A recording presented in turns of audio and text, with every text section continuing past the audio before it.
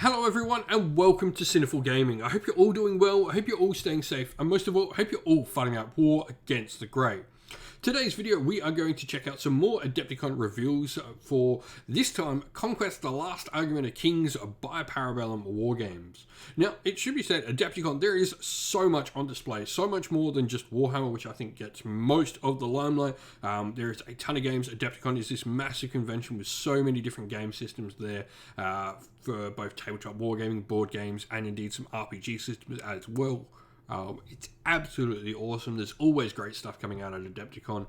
I'd love to get over there one year and check it out for myself, but I'm living through the vicariousness of the internet and seeing all the reviews and stuff done online, but that is what it is. For Conquest, we have a ton of stuff coming. There is stuff for the Wadrun, the Old Dominion, the 100 Kingdoms, the Nords, and the Dewaycom as well. So let's get cracking and let's check out what's coming soon for Conquest, the Last Argument of Kings.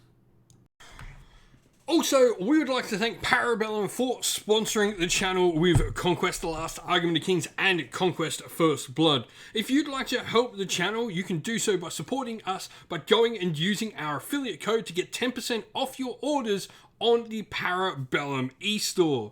The code here on the screen will get you the said discount, CFGCONQ5.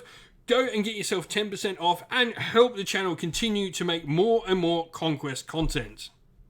And so, kicking us off, we have the Wadrun, which definitely got the lion's share of the reveals. And first of all, we have this awesome Triceratops cavalry that are the Wadrun Thunder Riders, a regiment expansion box set. And so, the little bit of narrative we get from them, while female speakers display an admirable affinity to the carnivorous raptors that dwell within their primal lands, they are not the only cavalry the Wadrun can bring to bear. Riding juvenile Brontoceratops, the elder beasts being too stubborn and docile to be goaded to battle, the Thunder Riders descend on the enemy formations in an unstoppable avalanche of muscle, crest, and violence. The sheer power and impact these mounts can bring to bear as they stampede and trample across enemy lines has earned these young riders a terrifying reputation that belies their years. This is just awesome. Like, first of all, Triceratops cavalry. This is cool. I love the idea of like why the Triceratops aren't, these ginormous beasts. These are the juveniles. The larger ones sort of can't be tempted into combat. This, gives something new, a nice, maybe heavier cavalry thing to the Raptor Riders, who are definitely that faster moving, sort of good flanking troop. But nonetheless deadly. These guys, I'm assuming like we're going to see like brutal impact and impact rules for days on them. But joining them as well are the Chosen of Conquest, another brand new Wadrun infantry unit. The president of the Ukin-Fazane, the living goddess among the Wadrun, ensures the population at large is devout. The cults composed of the Wadrun, who dedicate their lives to the worship and emulation of their patron god, take this a step further. The Chosen of Conquest are the most prolific of these cults, if chosen warriors present in almost every tribe. Speed and discipline coupled with the goddess's gifts allow the Chosen of Conquest to always be where they need to be on the battlefield, blunting the enemy's advance and turning the tide with flawlessly executed assaults. So these are definitely, the sort of cult troops for the Wadrun, obviously Conquest in this case. And really, really look like they're going to be a nice sort of strong damage-dealing unit. I really dig them. I think they look cool. I love the axes on the Wadrun, but I also love like the, Aztec Mayan-inspired sort of mauls that they've got in the other hands as well. You can see a few of them. They really, really do look cool. The Wadrun continue to be absolutely amazing. But that wasn't all for the Wadrun. They got revealed a brand new big beastie, which is really awesome. This is one of the first factions, I guess, besides the Nords, that's starting to get multiple big beasties, and the Wadrun got their Tonto, the long neck, their Brachiosaurus or Ultrasaurus equivalent, whichever dino you like to call it. Tontos are amongst the largest beasts Wadrun have managed to tame. Normally use this beast of burden to aid construction when a tribe raids and mobilizes for war. The Tontos are often in the vanguard of Tonto and can make a terrifying foe on the battlefield. Despite their docile nature, it speaks volumes to the skill and determination of the Wadrun speakers that these docile beasts can be such horrifying opponents. And we get a really cool look at a bunch of different things. We get different riders and stuff like that. Definitely looks like we have a priest variation, or at least a priest on the back of it there. You know, it looks really, really cool. There is another picture of them that we have as well. So you've got a couple of looks at the Tonto. This one here looking at sort of the side aspects of it, you know, the gong on here. So obviously there's probably going to be a drummer model that gets added to this. Really, really cool stuff. And then, so the modeling, still in sculpting design process, final product may vary, but probably not an awful lot. You're assuming you probably see, you know, the drum beater on the back there of this. But, I mean, if you like dinosaurs, and you like armies with dinosaurs, and models with dinosaurs, then Adepticon's been a pretty good reveal show for you, regardless what game you like. There's plenty of dinosaurs there to be had. And so, moving on from the Wadrun, we have the Nords with a brand new dual box expansion, which is awesome. This contains both the Berserks and the Ulfhednar. Some really cool elite troops, a nice two-handed axe-wielding Berserk unit. I think these are probably now my favourite Nord kit available. Not as much narrative on them. We do have a fun fact. You can use either, like, assemble either out of the same kit. Models, once again, still in the sculpting process. They may vary, but these look like some of the best Nord miniatures we've seen from Conquest. The Berserks look really, really cool. Those helmets are nice. I love the sculpting on the beards. You can definitely see some really nice stuff coming out of them.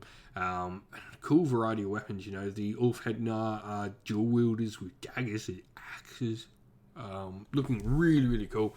Nords, once again, you know, getting another cool expansion after some of the different Jotnars we've seen from them in the current sort of time. Moving on, the Dewaycom got the Steel Forged revealed, which was a really nice, different sort of look to some of the other.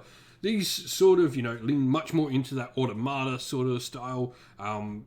Definitely sort of looking along, you know, the Inferno Automata that we have available for the Dewaycom already, but definitely sort of losing a little bit of that fieriness and going full machine on us. Really, really dig these. I think these are probably my favourite Dewaycom models. Now, there's some cool models in the Dewaycom range. I mean, the Hellbringer Drake's amazing.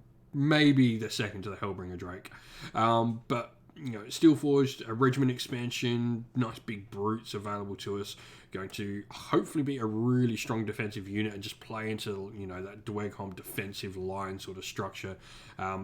You know, a brute unit's going to sit in our line and be much more defensive focused. Probably pack a punch too, like a lot of Dewaycom stuff does, but say instead of the other sort of Inferno Automata that we have already that are maybe a Vanguard unit, these guys are probably going to be something that sits in our back lines and really is, you know, a grindy sort of unit. Old Dominion then got a couple of reveals. First of all, a brand new unit that is literally undead Minotaurs, which is, I mean, just awesome. Minotaurs are cool. I love them for my city-states, and having undead Minotaurs is just awesome. These are, you know, amongst the most powerful Minotaur Therians and sort of horns ritually cut off in an act of devotion and subservience to Hazalia. And such was the power and majesty of the Persephone that only in death they were called to battle when alive.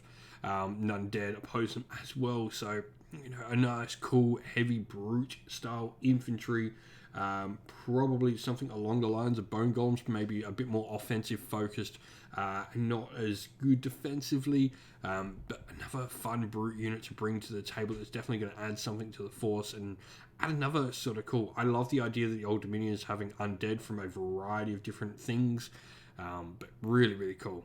And then we do get a new character as well, the Old Dominion Hetaros. This is an officer model, I should say, sorry, not character.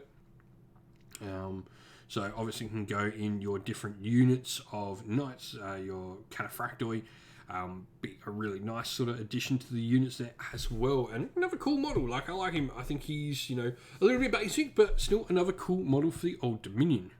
And then lastly, we have another 100 Kingdoms Knightly Order, Order of the Ashen Dawn. I think these are my favourite so far. I love the mask. The one on the right, he looks absolutely amazing. just the masks on the horses are really cool and interesting as well. These are exemplars even amongst the many superhumanly skilled orders. The Order of the Ashen Dawn are spoken of in a hushed and whispered respectful tones, even those who are unlucky enough to count them as enemies. Clad in baroque armour of a craftsmanship that has been reduced master smiths to tears, these holy warriors are the definite answer to the monsters and nightmares that plague mankind. They're the final guardians of the sealed temple and the keepers of its darkest treasures. Yeah, they just look awesome. Really, really fun models. These guys are going to be, really cool to get on the table for some 100 Kingdoms. And like you said, like it says, your answer to monsters. Some truly massive damage dealers for the 100 Kingdoms. But that is everything we got shown at Adepticon, or at least so far have seen at Adepticon. Who knows, if Conquest release anything else, I'll be sure to cover it. But this looks just amazing. Really excited to see where we go from here for Conquest, the last argument of kings. What was your favourite stuff? Let us know down in the comments below. And so that's the end of the video. We hope you all enjoyed it. If you did, please don't forget to leave a like and subscribe to the channel if you haven't already. If you'd like to come chat more with me and other members of our fantastic little community here, we have a Discord server which is linked down in the video's description. Also linked down in the video's description are the best ways to help support the channel. If you would like to, you can do so either by YouTube members or Patreon, or by grabbing yourself some merch at Teespring or at our Ko-fi store. All of them are linked down in the video's description. As a special thank you to our Patreons and YouTube members, we'd like to give you all a shout out. So thank you to our Patreons: Christian Weir, Soren, Kenny Lowe, Outer and Shot First, Andrew Bowen, The Rising Ape, Q Dynamic, JJ Austrian, Average Wargamer, Domir, Mark Harvey, James Cater, Benjamin Swallers, Redman, Iron Grinch, Nicholas Colomos, Colorblind Magic, Grimscold, and Andy C.